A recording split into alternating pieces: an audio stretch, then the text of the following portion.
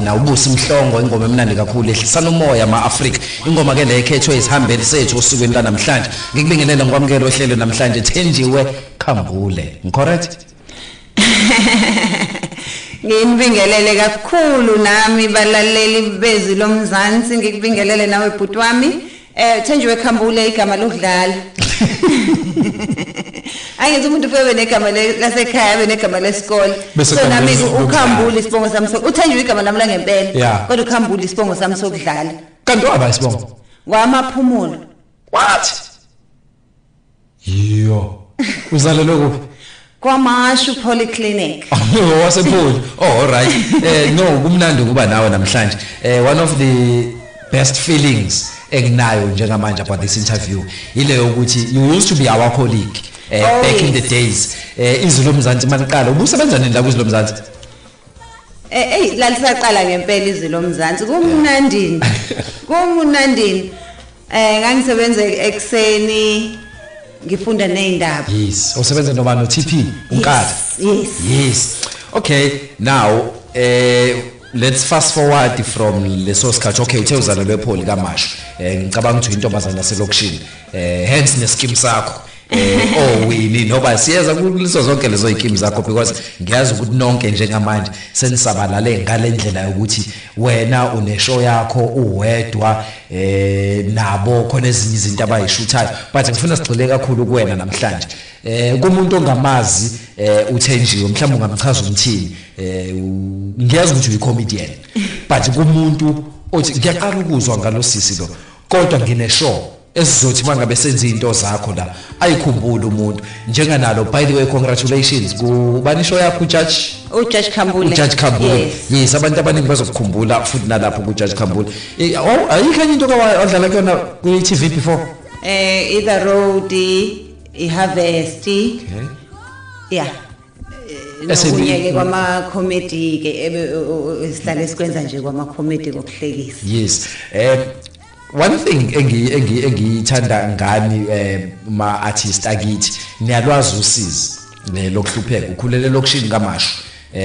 ufunde nabelungu ufunde nabantu abamnyama ngafunda nabantu abamnyama ngathi ngiphathi nendawo high school ngayofunda eMandiyeni ePhoenix so iaccent pho yaphelelaphi hayi phela ngithi uyazi ukuthi umuntu omnyama akakucoshi lokho abazobuye bamhleke ngakho uyacabanga nje sengifika la sengizothi hello my name is Steve Washni Usukshiyile lokho hayi ngikushila kodwa ke phela kuyena ngekhanda lomuntu mina nje kuno anti wami wafika eGoli wahlala 30 minutes wabuye sethi indlela elula ngalikhanda lami yazi ngithe ngifika nje eGoli bese ngithi mara 30 minutes mongale ubuyitshela sekukhuluma umuntu waseGoli kanti kusayimini ikhanda lami liyashesha ukubamba okay njele mfethu umuntu wesifazane kwi-industry ye-comedy ngiyazi ukuthi isikhathi esiningi kuyakuthiwa into is reserved for abantu besilisa bekulula for wena ukuthi uzufike la ukhona manje because ngiunderstand ukuthi we are amongst one of the best comedians akhona eSouth Africa ikakhulukazi isifazane I-support inkulu kakhulu eSouth Africa and number 2 ngiyathanda mina ukuphikisana nalento yokuthi kuthiwe into yabantu besilisa because uma ungabuka kahle even kini noma ka next door yakini ngisho ngayejointini la ngakuphi ohlekisa kakhulu umuntu wesifazane into eyenza kube nama limitations is because number 1 iculture yethu ayivumela abantu besifazane bahambe ebusuku iculture yethu ayivumela umuntu wesifazane osenengane noma oseshadile ukuthi ahambe ayoperforma kogola ahambe ayoperforma kophesheya so ingakho kube ngazi ukuthi abantu besifazane ababaningi ngoba ke kufika isikhathi sokuthi fanele ukhethe number and thina futhi singavele emzini erich uthola ukuthi uyafuna ukuyenza into awunayo imoto ke playhouse ebusuku so I think we need to change indlela izinto ezidesignwe ngayo because especially indawo ze-entertainment eSouth Africa zayidesignelwa abelungu ayithini njalo mengabe kufanele siyokwenza amashow fanele siyenze endaweni ekufanele kube lula umuntu onemoto so even nama performers aya-affecte ukuthi ngiyafuna ukuperform anginayo imoto mayiphela ishow anginayo taxi ezongiphinsela ekhaya and nasekhaya isupport ayikho kangako unlike ingane zabamhlophe ehanjiswa ngemoto kuthiwe siyo support usibani uzobe performa wisho asinayo the luxury team ngale nje kwe support yokuthi uyo perform abayi understand fanele uyofundela umsebenzi wangempela wenza uqine kakhulu lo yini la yenza fanele uyofundela umsebenzi wangempela abuza ugogo ukuthi manje wena Thenjiwe usho ukuthi uyagibela uyasuka la ekhaya uya ePoint ebusuku uyoma nje amadoda azokhokhela amahlayo ikhona enye into oyidayisayo ayekho umuntu ongakhokhela ihlayo abayi understand nalama careers esiwakhethayo yeah ungibuyisela kutheni urealize nini ukuthi uthanda icomedy and ekhaya bayi accept kanjani leyo nto ukuthi uyicomedy kade ngarealize ukuthi ngiyayithanda kodwa kwangithatha isikhathi ukuthi ngirealize ukuthi I can do it for a living ukuthi ngiyaphila ngayo ngayiphilisa ngayo ngiqale ekhaya baqale bangaba nakho ukujabula engazi ukuthi ayibo isho umuqoshiwe emsebenzini ayekho umuntu ongayeka ukuba ummeli ayokwenza amahlaya uyabo ubufundela ukumela yes ngaqala ngafundela idrama no ngisho ngiyalapha impela because I remember bekuhuwe now ngiyana drop abanje abantu aba successful uDon King uSiyabonga Shibe uhlengiwe I don't know what happened to uhlengiwe ukhona usegoli ukhona udlala ku generations manje ukhona kodwa udlala generations no Sekhumalo sasifunda yes that crop ngiyanikhumbula because ngangifika eTertiary that time so ngimbuka from lapha and I was happy ukuthi ngagcina ngisebenza nani actually nonke no Don kade nisebenza la kuZilo Mzansi now wayiqeda idrama wahamba wayo ngene elifeini wa decide into ufuna ukuba ummeli ngase ngihlala eLondon okay ngabona ukuthi umuntu ufanele abe nomsebenzi nje ozomenza abe proud nalento ukuthi nabele ehlale sitshela ukuthi ufanele ube nomsebenzi wangempela and as abantu abamnyama if you umsebenzi siyibala as umsebenzi wangempela uthola ukuthi ingane umuntu umfithi uyahlina emsebenzini uhlafuna uChapis akafuna ukuba la ubejabulisa umzali wakhe ngokuthi ufuna nje ukuthi uma angibone ngenza lo msebenzi awazi yena ukuthi owangempela but manje sekhona amathuba maningi and mina coming to the point lokufunda esafunda la eThekwini eDU2 one of the best schools ezaproduce abantu abagood but uyazi ukuthi kwenzani enye into eyenza sithatha isikhathi ekhaya sebekufundisile azizalwa yigwili wayifundisa ingane 3 years wayifundisa lo 4 years sekufanele futhi uphinde uyikhokhela ukuthi ihambe egoli yokufuna ama auditions fanele uphinde uyoyirentela egoli bese kuba nzima ke so into efanele siyilwele thina ukuthi industry imovie zela ke kumove ama camera ke kumove abantu and sengiqalile nina ama pioneers alento ngoba eyakhe comedy uthe awufune umuntu ozokulekelela wazenzela yona I remember the skits obunokwenza very hilarious now usuhambe wahamba wazwaba neshow yakho ekuthiwa iCourt 10 which judge Tenjiwe now ngicabanga ukuthi vele lento yelo into ebivele ikhona kuwena mangabe ngibuka ukuthi njengamanje usugraduateile from ukuba ummeli okade uthi ufuna ukuba uyena usuyijudge manje kwenzekani lapha ku judge uLokhonja ku judge Tenjiwe mhlambe ukuyiphendulela asize ngapha ngoba ngiyazi ukuthi khona enye episode esike sayibona engicabanga ukuthi izobenza abalaleli bakukhumbule ukuthi ubani lesikhuluma ngaye igama lakhe uThenjiwe lapha yini inkantolo iCourt 10 number 10 yes iCourt number 10 boshelo ngisho fly motion ke la ngiyakutshela siyami senkantolo na inkantolo alright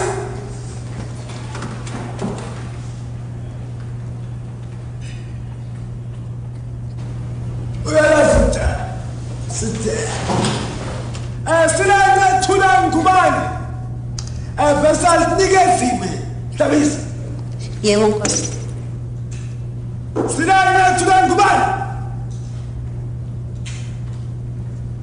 sina thula ngubani malithi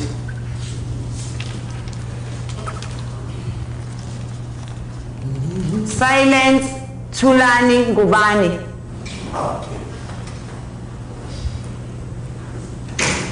malithi ngicela utshele inkantolo amagama akho aphelele nikeziwe hlabisa nkosi inkantolo ngicela utshele inkantolo amagama akho aphelele silence Thulani Ngubane ngabe uzengani enkantolo ngize ngemoto ngiphelezelwa umngani wami iND 1055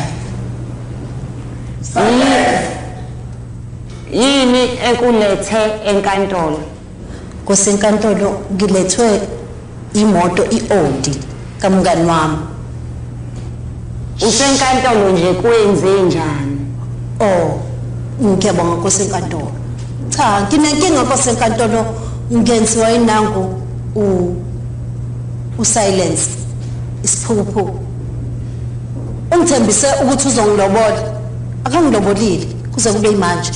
Kuphumile imali zonke imali ze stockfell. Iphumile nemali yasemsebenzini. Njengoba retired. Kodwa akangiloboli. Angasiki. Silence Ngubane. Nkosi enkantolo. Ngabe uyamazi unikeze wehlabisa? Angimazi kakhulu, Nkosi enkantolo kakhulu. Kungabe iqiniso ukuthi wamthembisa ukuthi uzomlobola? Hayi. Ukulobola yena cha. Kodwa ukulobola ngazi ukuthi uzolobola. Kodwa ngizange ngimention igama lomuntu, Nkosi yami. Kusho ukuthi uqinisile ukuthi nadlala istokfela. Cha asidlalanga sadlalwa imini. Sidlala. Kunahluko kathina nomini. Wamthembisa ukuthi uma ekhokha irent endlini wena uzobe usukhokha ilobolo. Kusenkantolo ngathi ngena yonke amakamera manje. Lokho sathi xoxa sina sobili kodwa ngisho ukuthi ngizokulobola. Olinganjani? Kusenkantolo njengoba amaphepha bese ngiwabhalile ngisifalile statement kuyahambisana. Impela mina ngiphundulekile njengamanje. Yena wathi angikhokhele irent njengoba sihlala ndawonye naye ekhaya. Wathi angithenge egross. Angenza yonke into, ngikhokhela amanzi ngenza yonke into. Njengoba kubhaliwe lapha estatementini. Wasethi yena uzodlala kusenkantolo yena. Iyona ke lento engilethela enkantolo. Ngiyaxolisa mina bengiphundulekile ngingashiya ukuthi ngithi ngo ufunda kona. Wamthembisa ukuthi uma ekhokhele irent wakhokhela amanzi unyaka wonke wena yakho imali uzodlala ngayo istokfela bese uyalobola. Yebo bese ngiyalobola kodwa hayi namanje sengilobola ngiyalobola nje kumoya kodwa hayi kusho ukuthi awusiphulanga isithembiso sakho.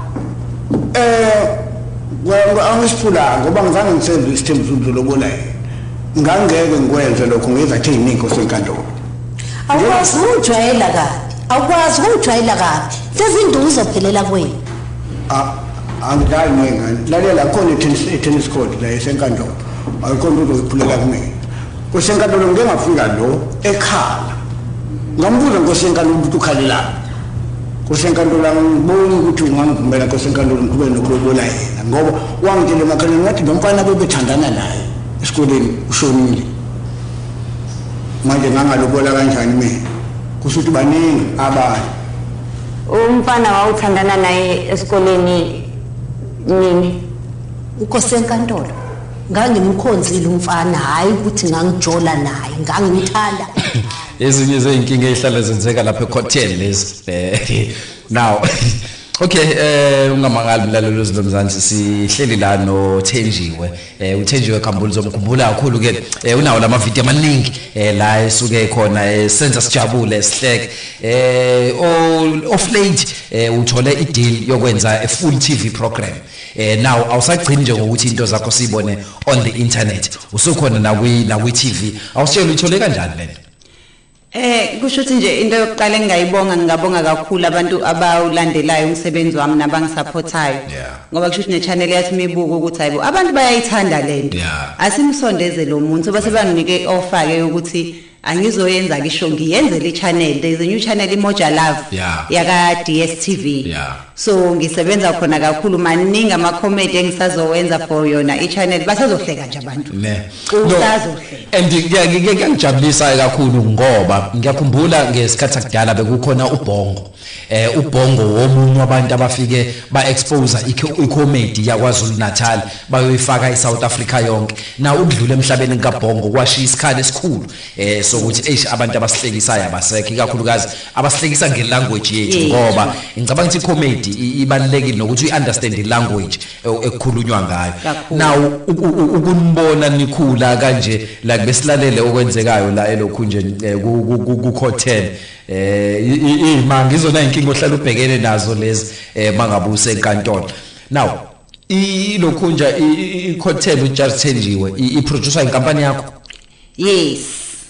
I-Court number 10 with Judge Thenjiwe producer company yami engihlangene nayo kuyona nozakwethu uZamo wakamisi sakhula naye kwaMashu owakaNdlovu kodwa usashada kaMisi sakhula naye kwaMashu so sabona sathi yazini ake kube thina we must tell our own stories ngoba manje uthola ukuthi izitori zethu sihlele emakhaya siya complain ngoba abelungu ibona basibhalela ngisho umasambisana so izinto seyishintshile fanele kube yithina esisho indaba zethu kumanje nje sipheke ukuthi sesifuna ukuthi yonke into esenza izoshuthelwa la KZN ngoba kuthina kubalekile ukuthi likhona italente la bakhona abantu la indaba njalo thina fanele sihambe siyoshutha egoli sihambe siyoshutha egoli so simisela impela ukuthi akumuva amakhamera ke ukumuva abantu ngiyithanda kakhulu leyo ikakhulukazi mawubheka ukuthi lokho akwenzi kuphela ukuthi kube khona amaciko aba exposed on national television ngoba njengoba kade sisho nje ukuthi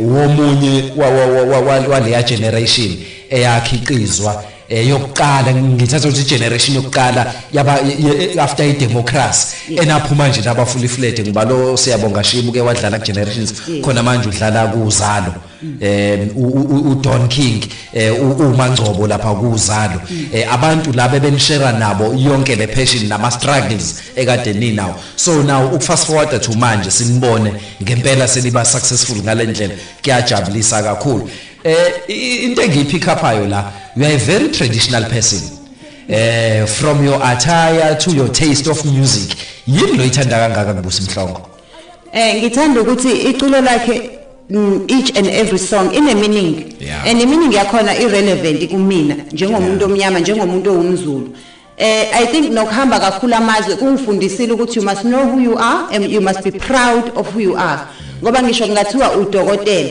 mufike America you are a Zulu man before you are a doctor you must always know who you are manje thina simane sijabulela kakhulu izinto zakwamanye amazwe uthola ingane icula inhlamba kulokhu hey ave ishele ngoma ya Jay-Z uthi yathuka lengane ithuka inhlamba so kubalekile and music especially lo music wethu traditional mulalela othandiswa amazayo ulalela umqashiyo uyalela une meaning and ingoma lezi nabazukulu izizukulwane eziyobe ziwulalela so kubalekile ukuthi siqhenye ngokuthi sobani ngiyayithanda kakhulu le oyishoyo ngoba ubalula la abaculi bala eningizimu Afrika ndikakhulukazi kusifundazwe sethu uhlale phesheya and you still felt ukuthi ngisangabuyela ekhaya ngiyokwenza into engicabanga ukuthi ingangiphilisa yini mhlawumbe ongathi ubuye nayo ongathi nje yabona ifavor there is one thing amaciko ase South Africa kakhulukazi kwaZulu Natal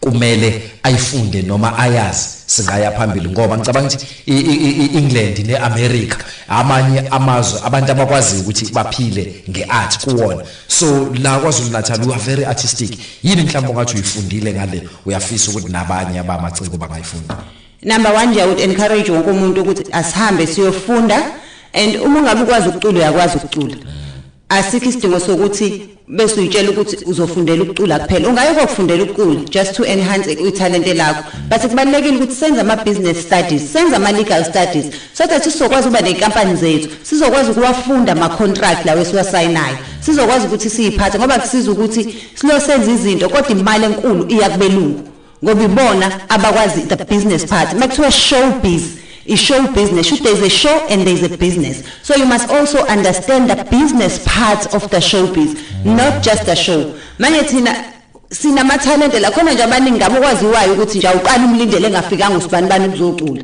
Kodwa akaze ayitshela ukuthi leyo nto leyo ingamondla angacula. Thina silibale nawo kwenthiwani makunomlindelo awuqale ngafiki ngoba uyazi ucula kahle kodwa akaze ayitshela ukuthi iphimbo lakhe lingamondla ukhala ngokuhlupheka ulinda uhulumeni ukuthi amlethele umsebenzi so kubalekile ukuthi uye esikoleni just because une talent akusho ukuthi akufanele ufunde esikoleni and not all of us are academic but fanele ulazi just the business side of things that's why thina sigcina ngokuba nama talk shop sigcina ngisho ama malls ethu esakhelwe wona emalokishini kugcwala abantu bokufika kugcwala amashayina kugcwala yonke inhlobo ngobani siyasaba lo wada isiqede abelibhaka igwini kodwa siyalithenga futhi igwini alikho kodwa isitolo emall ekuthiwa nje hayi ibani izigwinyazi futhi izigwinyazi noma sekubhlungu ukuthi igwinya sesilidla ngojamu ngoba na upholoni 12 nabe sisawuthini kodwa kusalayo sisalile ulihlelo jam solidla ngane ethi kupholona udala into yalo yasisa mophe manje sis angilasiphelele igama labambizeka ngithi libukhulu ile nto yalo sis babethu okay asidlale ngoma le esendisongoza khona sizwa kahle le ndaba alright sikhuluma la no Thenjiwe uzomkhumbula ke kuloya mdlalo wakho omnandi othi content which judge Thenjiwe elinye lamaciko ala esifundazweni sethu ekwaZulu Natal kakhulukazi uphuma la kwaMashu so usehambile amazwe but njengamanje the biggest thing ayiphethe kunomdlalo anawo ekuthiwa i-content which judge Thenjiwe engicabanga ukuthi umdlalo omnandi kakhulu sengingayibona enyama episode so phinde sikudlalele enyama episodes akho kwamanje as-enjoy nayo ingoma athi uyayithanda ithandwa uyena Thenjiwe cha kona nami ngiyayithanda igama layo iBhokhwe Thandiswa Mazwayo iBhokhwe ingoma ekhethwe ke isivakashi sethu namhlanje uThenjiwe ke mangabe isho yakho konje irana Monday to Friday noma one day idlala Saturday ngo6 ntambama ku channel 157 iMoja Love iphinde idlale Sunday ngo9 ntambama iphinde idlale Tuesday ngo7:30 ntambama okusho ukuthi Saturday and Sunday kumuntu othi hayi cha namhlanje ngi-indoors angayibambela into zakhe ayibambela nahlale ayibukele i-content no Judge Thenjiwe manje zangihlekisa ke indaba ezenzeka lapha e-content ngoba engathi naso le staff osebenza naso lapha from iphoyisa kuya kuyini umshushisi noma yini lo nakho inkinga ziningi asivakashe kancane lapha e-content abasihlomisa namayithanda Shuthu nani thuba lokuthi angabi ingcenye yomshado wakho kodwa hayi ezumakoti noma hlalela lapha kude kodwa bekhona nginamanga into engeke azayibone leyo ngisaphila Nkosi enkantolo kungavuka abakithi abangasekho anje sazi nje ngoba bakini ngathi bawiki bafuna ukutholela umendo ukuthi bayokusiza ngani uma bevuka okay bantolumuze Nkosi enkantolo ngiyabona ade ngihleli na manje ngingena yonke le ngena yonke base ngihlale kakhulu umuntu izinto manje besazo establish ukuthi ubani onemali engconyana phakathi kwabo ongakwazi ukuthi aqashe angizolinda ngizokuthatha leso cha ngikuthatha ikhona imali hayi babuye nawe akhonke ngoba kwasenkantolo nje bese kume kanje kubalekile ukuthi sihambele phezulu mesithola ithuba nanzo nje into engayisho if ekhuluma ngomengo ethi ushukandakanye yinto nombana ngayenza leyo asikwazi ukandakanye uyofika nendawo yakhona wena simangabundisela phezulu uyashayisha nje kufika ngithi nasi ya unayo enye indoda anginayo ethi mina unayo kodwa enye mhlambe yomunye ome ikuyona ngale kwakhe bakhona phela abanye kodwa kusemhlambeni Nkosi enkantolo akhonke kodwa obeza ngimlobola nangu engihlala naye engiye ngasave imali ngimsavisa imali ngenxa yokuthi ngilinda ukuthi angilobole hayi kwesankantolo kuningi engafuni ukuthi ngikuvezele umphakathi le nkantolo kodwa sengizophucela ukuthi ngikuveze uveze alright ezalapha ya ku court 10 no Judge Thenjiwe le concept ngicabanga ukuthi i-concept emnandi kakhulukazi mawubheka sesilibuke kakhulu udlame ku TV ama drama kwaZulu Natal isikhathi esiningi hlalo kwama drama nosizi kubulawa abantu kunjani now le it's a refreshing something i-concept yakho iqhamuke kanjani iqhamuke ngokuthi ziningi izinto ezenzekayo uthola ukuthi abantu abayenayo access to law and abakwazi ukuthi kuyasilapha thina ukuhleka that's how we even go through i-apartheid kuyasilapha ukuhleka so if we can laugh einkinga zethu if we can laugh at our problem ngoba le zinto ziyenzeka ngempela bakhona osisi abasave imali bayiboleka obhuti imali yabo yamabhonus ubhuti ahamba yolobola omunye umuntu so kubalekile ukuthi address lezi zinto sihleke zidiscusswe kudlule nanokuthi we are being fed too much of entertainment engekho relevant kuthina izinto zaphesheya nje obusho nje ukuthi ngisho ufika phesheya ayikho into interesting edlalayo ngathi bathanda ingane ehluphekayo eneyimpukane ebusweni ingane ephuza amanzi angcolile ayikho nje into ngathi ukuthi thina sihlale silambile sihlale sikhala so it's nice ukuthi babone ukuthi hayi nathi siyahleka nathi we go through different emotions kuningi okuhle and nathi kasiyilekeleli samazwe ngoba manje nezinto eziningi ezizenzayo zinodlame ngisho ukuthi uyemshadweni uba nje ingoma kodwa kujatshule kodwa nje kuthiwa bakugwaze ngomkhonto kashaka so kubalekile ukuthi sibatshengise ukuthi hayi ukuthi sihlale sinodlame uthi uyafika emshadweni ethi aqhamuka nje umakoti nengubo emunye emhlobo ekuthiwa lethi imali yami kuyaliwa nje kuyaliwa Simshado yabantu abamnyama le. Hayi. No, abantu abayiphathe kahle. But one thing engiyithandayo lokho nje ngematerial yakho ile yama current issues. Sikubonile ukhuluma nayo le kaPoloni ngibonile one of the things you did for le kaPoloni and also neyokuresign ka president awusabi mhlambe to tap into izinto ezifana nalezo ngeCovid yakho. No angisabi kakhulu bakhona bake basho bathi hayi ungangeni kwipolitiki number 1 as a voter as a citizen ipolitiki yona engena kumina engena kupolitiki and akufanele senze ngazi ukuthi izinto siyibona zenzeka nayo indaba ya president and we were very lucky president wethu had a very good sense of humor not many countries abanale freedom esinayo ukuthi sikwazi ukuthi sihleke ngempela real current issues kwamanye ama countries uyaboshwa ngene ejele ukuthi utheni so thina sinayo leyo nkululeko and it helps us it makes us be able because abanye abantu bayancena nokufunda iphepha abazi nokuthi kwenzekani so through ama jokes they become aware ukuthi akusekwenzekeni and when uyakwazi ukuthi batshele like le bekwenzekani amabhuna amahlanu ayihleze Kapa lathe linye kuyini lokhu ya lathe linye uzume parliament lathe linye asitelekeni lathe linye asicasheni lathe linye asesabi thina qhu wabishaflisha uzuma ateleka amabhunu athi zuma masifo kodwa ngasho ngathi Valentine ayivalwe eSouth Africa nathini nina nathi hayi iValentine usuku lwethandani sisayigwinya nje indaba ya Oscar sithi hayike kulungile ke sesizoqhubeka sicelebrate iValentine hambiyani umsholozi sagolozelwa umsholozi sithi hayi nangu umgoloze hambile ngeValentine siseleke thina ke siyintandana sina president ngasho nathini nina ngathini mina kunjani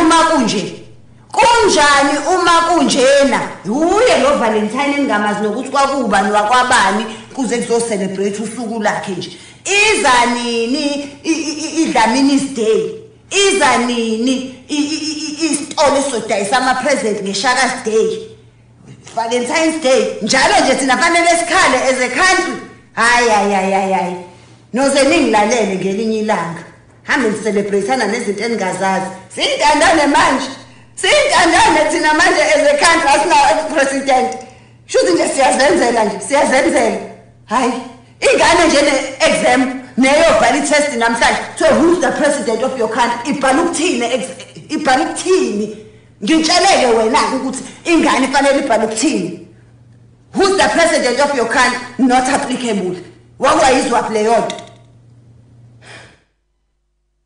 ukholona ngithi la kule nkukhu ningadlisi into nokholoni ukholoni yabulala manje sibela ngoba sifuna ukuphila la izandla zakhe akaze zithinta ukholoni namhlanje ngathi minuka izandla ngidayisela inkukhu kanti yadeza ngezandla ezikukholoni ezala